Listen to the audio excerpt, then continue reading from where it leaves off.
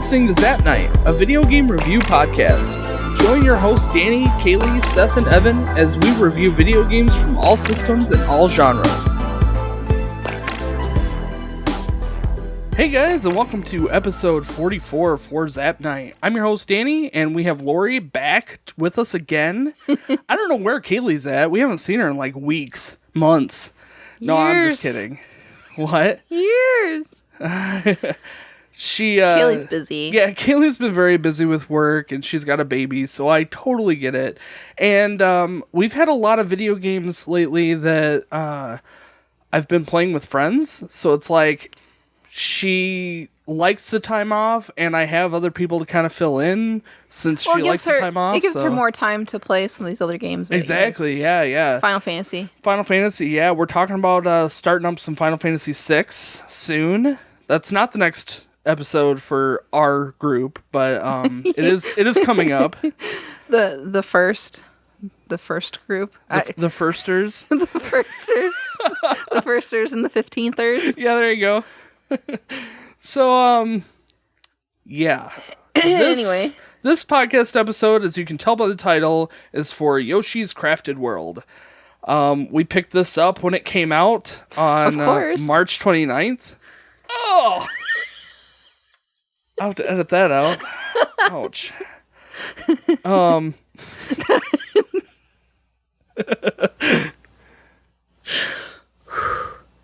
out of the video, though, right? No, not typically. Nope. This is all raw. You get to see it all. The agony as a cat scratches through my jeans. So, the game was released on March 29th, 2019, which is when we picked it up. I think I pre-ordered it, now that I think about it. And it's only available for the Switch as of right now. It could be released later, again, I wouldn't know. And it's developed by Nintendo, of course. This game is kind of the predecessor to Yoshi's Woolly World, and they're kind of playing off of this realism, not realism. Like they're like Woolly World, everything was made out of wool and yarn, and there was like crafted items to it. But then Crafted World takes the crafted items to like a whole nother level where everything is made out of like cups and paper mache and painted like cardboard, and it's just, I don't know, it's just taking that crafted level to the next level. It's crazy. So story, Baby Bowser and what is his name? Kamek? Kamek? The wizard, Baby Bowser and the wizard, attempts to steal a Sun Dream Stone from the Yoshis at their Yoshi's Island. Yoshi's Island? Yes. The Sun Dream Stone is atop their highest peak, and while they're there dancing around the stone for whatever reason, Baby Bowser decides that they want to steal the stone. In the struggle of Baby Bowser trying to steal the stone from the Yoshis, the stone breaks apart, and all the gems that are set in the stone go flying off, along with Baby Bowser and the Yoshis, to the Crafted Islands. So then, when they make it to the Crafted Islands, they have to go and collect all of these gems to rebuild the Sun Dream Stone, and keep it from Baby Bowser's hands. Now, the whole reason why Baby Bowser wants it is because it grants the user's wildest dreams. And so, in an effort to find all the gems, Baby Bowser can fly with Kamek, whatever his name is, the wizard, and the Yoshis are left on foot to go and find all of the gems world by world. And the gems are only like at the boss battles, of course. There's only 5 of them. And when you get to the last gem, Baby Bowser snatches it away along with the Sun Dream Stone. For whatever reason, the Yoshis brought it to the last gem. I still don't understand that. And then Baby Bowser steals everything and gets to grant gets to have his dream come true, which is to have the ultimate robot. And so the Sun Dreamstone builds and crafts this huge robot, and the Yoshis defeat the robot, collecting the Sun Dreamstone, and they wish for themselves to go back to Yoshi's Island where they can live happily ever after. Sound about right? Yeah. It's pretty straightforward, but it's nice that they have this goal in mind. You know, you're not just doing it just because. I kind of feel like Crafted World was a little bit like that, where it's just here's a quick story, kinda, and good luck. Did you mean Woolly World when you said that? Yeah, what did I say? Crafted World. Oh, yeah, I did mean Woolly World. I liked how there were little like story movies within some of the sub bosses. Like there was the bosses for each gem, but then every now and then you would have a level where at the end of the level you had a boss, and the boss would have like a little mini like cutscene to it of, you know, Baby Bowser's there and something happens, and then the Yoshis meet up with them, and then they transform something into a boss, you know. I don't know, I just thought it was neat. What'd you think? What'd you think of the story, Lori? It was pretty basic for a Yoshi game. I mean, it was pretty normal for a Yoshi game, so. Not necessary, but it was there. Yeah. What'd you give it for story? I give it a 7. I gave it a 7 also. Yeah, I mean, it's straightforward. What notes did I say? Not much to it. I didn't write any notes this time. There was no real sense of urgency, which was kind of my, like, downfall to this whole game, really. There was no, like, seriousness behind any of it. Like, even Baby Bowser stealing the stone, like, it was just kind of nothing terrible is going to happen. Right, yeah. But we should probably get this back. Yeah, exactly. To the point where I kind of felt bad for Baby Bowser. Like, it kind of makes me feel like if this was set in the past of, like, the Mario world, what Mario is now, like, Baby Bowser was put through all this torment from the Yoshis, and Baby Bowser just wants to, like, have fun. And here, like, he just wants a robot. Yeah, he just wants a robot. And here the Yoshis are, like, destroying him and destroying the robot, and he's upset, and now he's gonna take it out on Mario. He's turning evil right in front of our eyes. That's not part of the story. That's just me. That's just me going off on a rabbit trail. So yeah, don't worry about that. Graphics. Ooh. I mean, 10, right? Actually, I gave it a 9. Did you really? I did. Oh wow. There's always room for improvement, right? Yeah, but I mean, you're right. The graphics were really, really, really good. I couldn't have wanted anything more. Like, yeah, it could have been better, but it would have just made it that much better on top of the awesomeness that it already is. Like, it doesn't need to be any better. There wasn't any lack behind in it at all to me. The Yoshis were made out of, like, felt? Yeah, felt like the wool things that Kaylee does. I don't even, what is that? Felt? Felting? Needle felting. Yeah, like needle felted Yoshis. And actually, I think the Baby Bowser and the Wizard kind of had that same look to them, like needle felted. Everything else was like, again, like I said before, either made out of like cups or like plates or real world material in some way, or like crafted with paper or paper mache and paint, and you know, just they did the best they could to make them out of real world materials. And the neat thing about it is that every level had a flip side. Yeah, yeah. And you could actually see like what they're made out of. Yeah. The one there was one, the alligators. Where in the regular world you don't really notice. They're just these like alligators that are like opening and closing their mouths. Well, on the flip side you see that the little shy guys are actually controlling those alligators. Yeah. That was amazing. The small details. I mean, they didn't have to put that in there. They could have just closed the back off and you wouldn't have even thought about it. Yeah. Or stuck a battery in there. Right, yeah. Because, I mean, they had some batteries. They did, yeah. There was the light world with the, like, monsters that chased after you, and you could see all the lights that were powered by batteries. So cute. So smart, the way that they did this. And they also had, like, the nature-y ones, too, where you had, like, pine cones and stuff. Right, yeah. Not just, paper crafting. True, yeah. They were, like, tree... Although the trees didn't look all that real. I don't know. Like, But they had, like, actual pine cones. Right, and, yeah. like, acorns and that kind of stuff. As you would if you were to make a nature scene on your table. Right. You would, like, craft stuff with paper mache and cardboard, and then you would go outside and collect a few pine cones to just place Pine in there cones, to make rocks. it look. Yeah. Painted rocks? Painted There was a few rocks. painted rocks? Yeah. Man. The water didn't look all that real. No. The lava didn't look all that convincing either, unfortunately.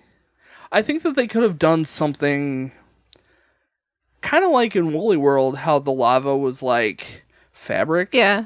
They could have done something else, but I don't know. It was just water. That's my one. That's your one. All right. Now we understand. No, there's something else. Okay. I don't know. I had the thought while you were talking. The coins were just normal coins. Like, all the collectible stuff was just basic, like, video game rendered things. They weren't unique. They weren't, like, crafted unique things like the rest of the world were. So, like, you collected the coins, you collected the flowers, you collected, I don't know, I guess that was about it, right? Coins, flowers, Then you hearts. had to stay alive, and the hearts were just, like, things. That was it. Yeah, There wasn't another thing on this one, was there? Besides, like, Sprout. right. Yeah? Yeah, I think that was it. No, my other thing was the cutscenes when they were building Oh, yeah. the bosses. I thought those were really cute. That was so neat. the way they did this, like, stop motion kind of thing where they showed them building it. Yeah.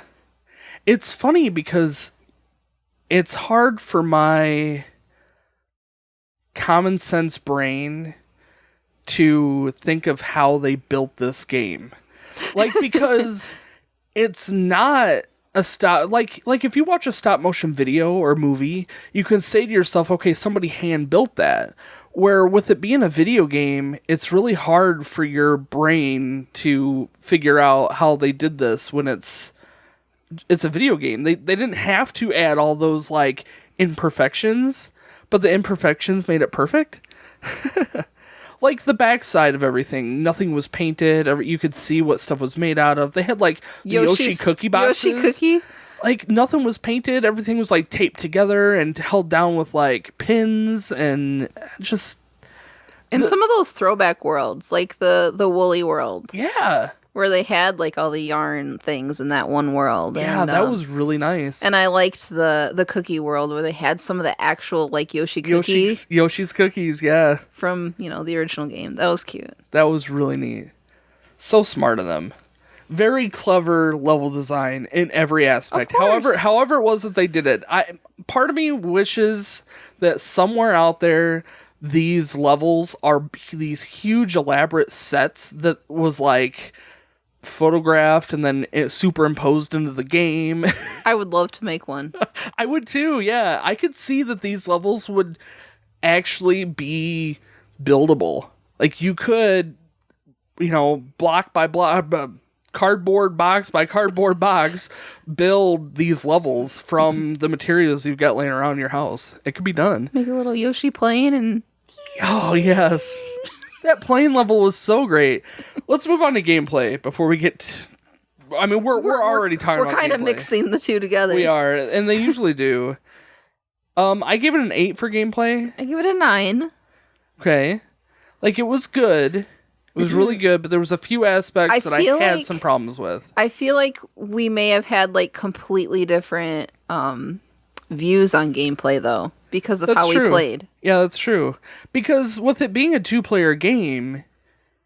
The way they made it 2-player it's way too hard to play this game 2-player and not get in each other's way. And we found that out when we tried playing Yoshi's Woolly World again. Just now. And you can watch that gameplay. It's on our YouTube channel. Subscribe while you're there. And it's like you just bump into each other all the time. Where this game, instead of doing the bumping into each other thing, they decided to allow you to ride on top of each other, which made the game different. So, like, while you rode on top of the other person, like, I was usually the one on top, and, like, you had infinite eggs to shoot, and it just added that extra, I don't know, bonus to playing together. On the flip side of that, you had to do all the platforming. I did all the running. Right. You did all the shooting. Right. Now, I think it made the game super easy. Well, yeah, because you didn't have to worry about collecting eggs to shoot everything. And, like, I didn't have to worry about stopping and doing that when you could just do it on the fly. Keep going and, shoot and run and gun. Yeah. It was interesting. Yeah, it was a different way to play. It made it fun because it wasn't overly challenging, but you still had to, like, work together, and we still had to, like, fully communicate some of the boss levels to try and get them to work right, because there were some times where it's like, okay, well, if I jump off at this time, it works a little bit better. We can, hit there's a flower that you can get for completing a boss in a certain amount of time. So, it's like, okay, well, if I jump off right now, I can do this thing, and we can beat the boss faster. Some collaboration that you can do. What was not so good about it? I mean, it was really, really simple. The boss fights were insanely simple. I think my only problem was some of the levels. I really don't see how you could do it one person. Yeah. Like, some of them were just so difficult. Yeah, because you would have to, the whole time, you'd have to be constantly thinking about, okay, I need eggs, okay, I need eggs, okay, I need to be able to... I need to be moving. I need to be able to fly and shoot at this, or, flow and shoot at the same time, and, like, the plane level that we were talking about. You rock back and forth on this plane, and as you walk back and forth, it tilts up or down, and that tilting depends on which way the plane flies. In the meantime, you have to be shooting stuff and collecting eggs. So as a one-player playthrough, that would be really difficult. But I mean, on the other hand, there was, like, the one or two levels that really we had to play one player. Yeah, you're right. Like climbing the ropes, because you can't climb the ropes together. That level was terrible as a 2-player level. Because as soon as you hit the ropes, the other person flies off. Yeah.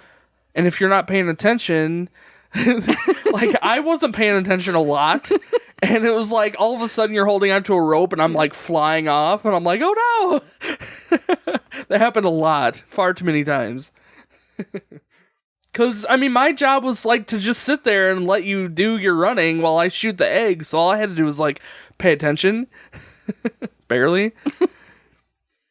There's a lot of replay value in this game.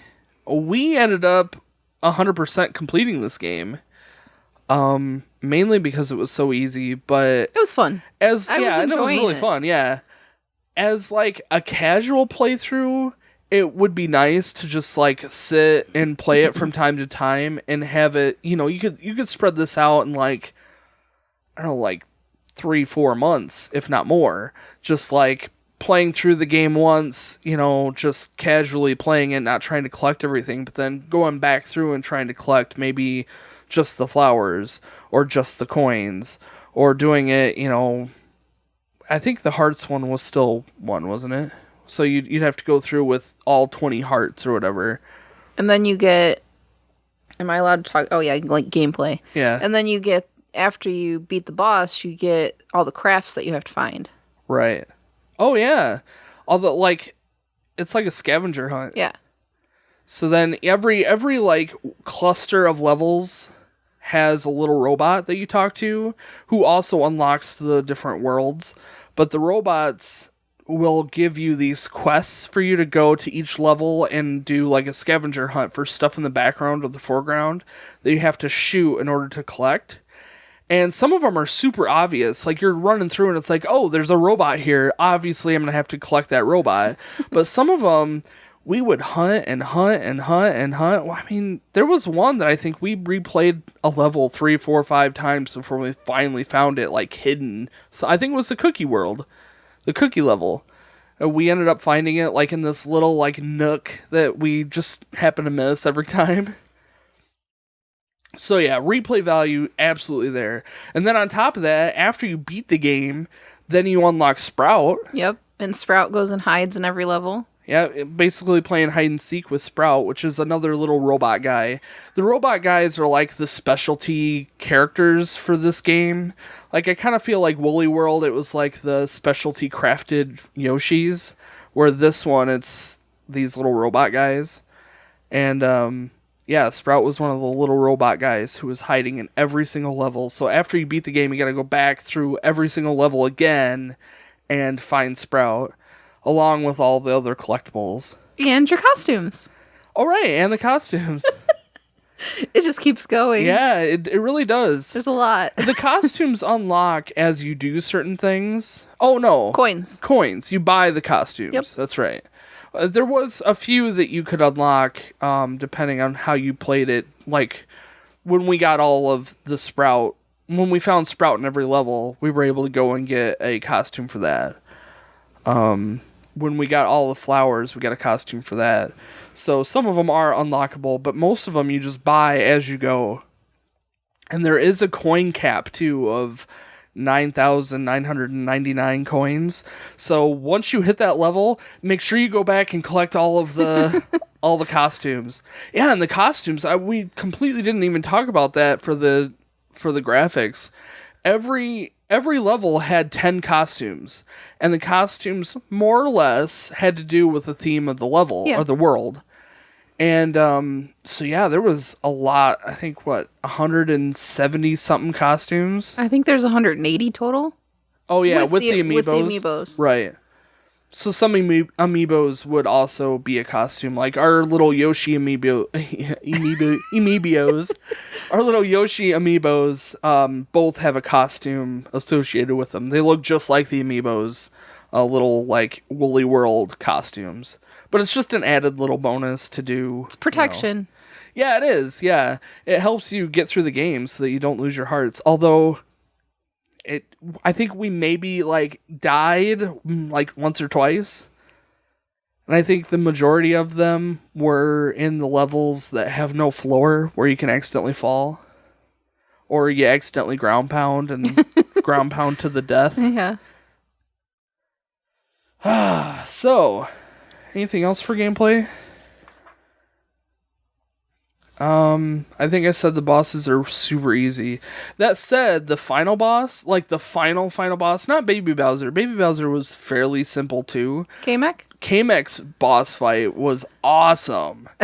It was probably the best. It was really difficult, and we spent a lot of time trying to collect everything. It was only difficult trying to collect the things for it.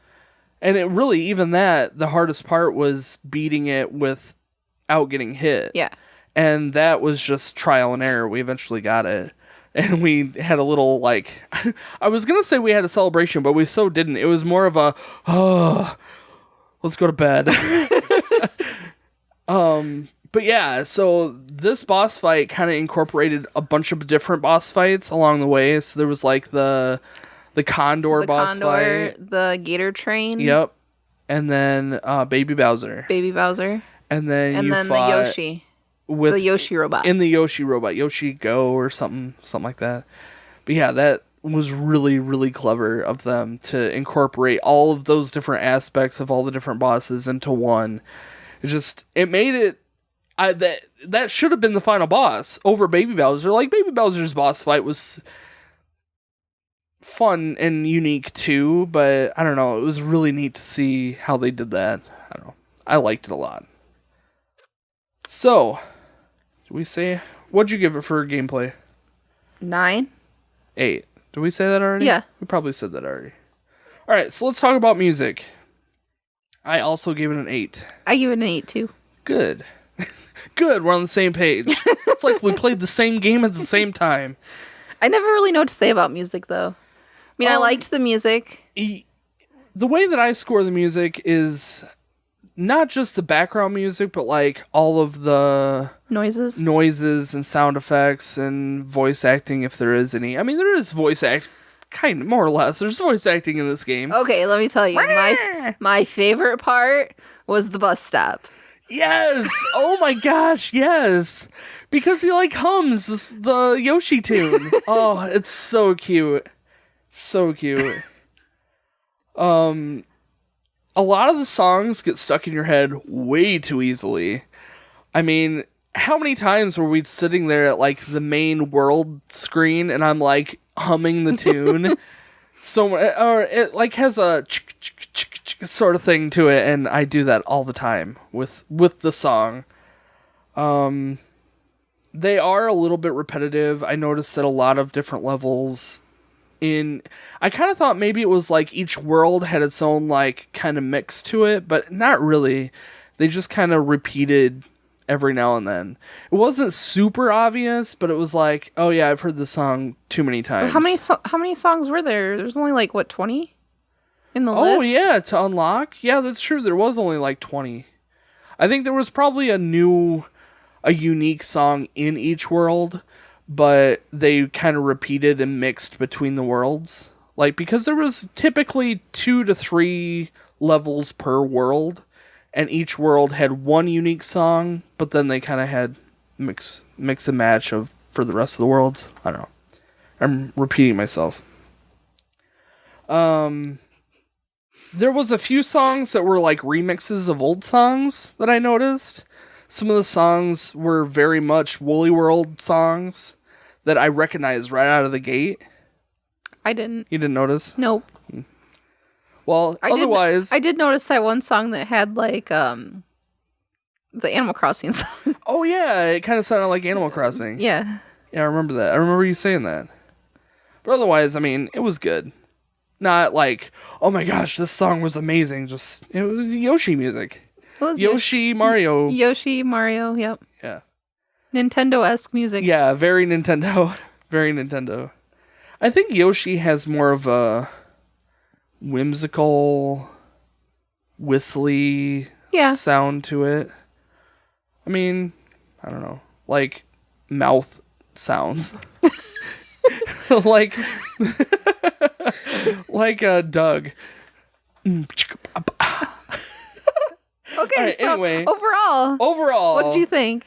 Overall, I gave it a 9 out of 10. Me too. Really, really good game. I loved it from the beginning to the end.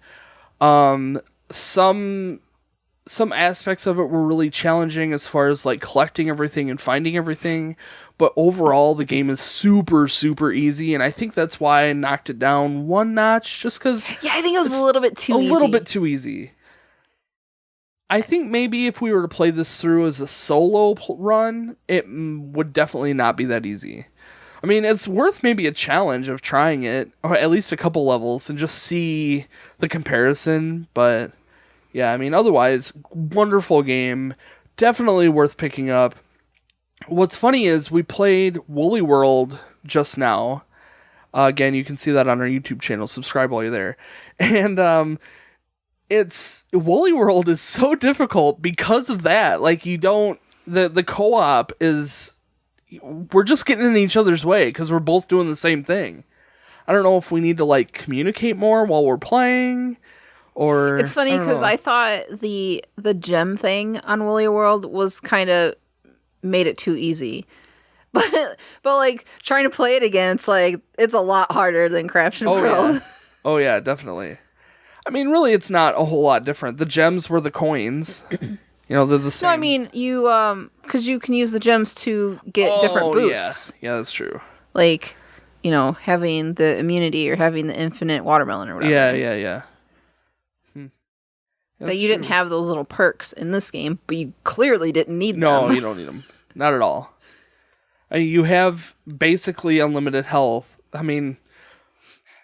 Again, more or less. I mean, once you add the costume on, when you get a rare costume, you're practically invincible because and you get up to 5 hits. 5 hits, and then you get like another like 10 hits when you're full health. Like, it's easy. It makes it way too easy. But yeah, I'd be curious to see what it's like as a solo playthrough. Those of you who are playing it solo playthrough, let me know. Let me know if you notice it being really difficult. Because find yourself a player too and play with them. Because that's totally like my favorite part of this game is I get to play with you. I know, yeah, it's so much fun. It's so much fun to play with somebody else, and it's even more fun when the game allows you to do it in a seamless mode. You know, I had my role, you had your role, and together we got this game finished. It was good. Fun time. Absolutely. So my total score was a 42. Me too. 42. So 84, that is a B. Perfect B. So yeah, that's pretty much it for our talk of Yoshi's Crafted World. I don't know, a B seems kind of low. A B does seem kind of low, but I mean, it goes back to like nothing. There's a few things about it that could have been. It's usually the story. I think it's just because there's no story. Yeah, I know. There's not much there. Yeah. Do we want more story though? I guess not. I mean, would it if they made it a Yoshi game that was like heavy story, would it be that much better? So then shouldn't the story have a higher score because that's kind of what you expect from a Yoshi game? I don't know. That's the challenge of scoring these games. It's like, you know, obviously a Final Fantasy game is going to get a higher story score because that's kind of the focus. But I don't know. But this game got an awesome graphics score. It's a great game. It is a great game, yeah. Everybody, if you have a Switch, just give it a shot. Even if you just rent it or play the demo. They have a free demo online. I think you get like 2 or 3 worlds or something like that, or levels. So just go and try it out and see if you like it. And if you like it, go pick it up because it's definitely a fun game and it's definitely fun with 2 people. I could see playing this with like, you know, a kid, you know, 10, around the age of 10, you know, and up, obviously. But like, you know, it does take some hand-eye coordination. It does take some like communication skills to be able to get some of these things done. But it's a fun game. Great game. So let's talk about our next episode. Our next episode is going to be... Let me get my game here. It's Skyrim. Elder Scrolls Skyrim. So Seth and Evan are actually playing that right now. They may even have it done early. I know they were talking about it. So Skyrim is going to be coming out on the 15th of this month. And then for my next game, I'm actually going to be playing... Legend of Zelda Breath of the Wild. Another Switch game. I know, finally a Zelda game. We haven't had a Zelda game yet. Really? Yes. No way. Really. We haven't had a Zelda game yet. That's insane. Because why have you not done a Zelda game? I've been holding it out for Kaylee's husband to play it with me. And he hasn't had a chance to do it. So a really good friend of mine, Renee, is going to be playing it with me. I think she's definitely already further than me, but I still have another month to play. So, I'm going to be working my hardest to get this game knocked out. I'm definitely going to have it done in time, but maybe just barely. So, I have been streaming a little bit of it. So if that sounds interesting at all, you can follow us on our social media where we post everything we've got going on along with when we start streaming. So yeah, follow us there. Our Instagram has been amazing. The support over there is just so great. I mean, it helps that I have an amazing collection to share with everybody on Instagram, but just the people that I'm meeting and talking with and some of the support groups for streaming and podcast. Yeah, the podcast group, gamingpodcastalliance.com. Go check them out. Well, go check us out. We're part of that. So they have, we have a website where you can see you can go to everybody's website from that website, gamingpodcastalliance.com. And we're actually in the works of doing a collaboration podcast episode. And when we do that, we're all going to be posting it on our own podcast feed. So you don't have to like subscribe to yet another podcast. I'll actually post it on our podcast feed. So if you're already listening to this episode on your, podcast app, you will get that episode at some point, whenever we record it. So it's kind of challenging to get everybody together. There's a few people that are overseas. We got people from all over the country, all over the world, apparently. Lots of different time zones to try and collaborate a time for it to work for all of us is a little bit difficult, but we're getting there. So yeah, if that sounds cool, check it out, Gaming Podcast Alliance. And check out all those awesome gamers over there. So that's it for this episode. Thank you all so much for watching and listening, and we will see you again next month. Bye.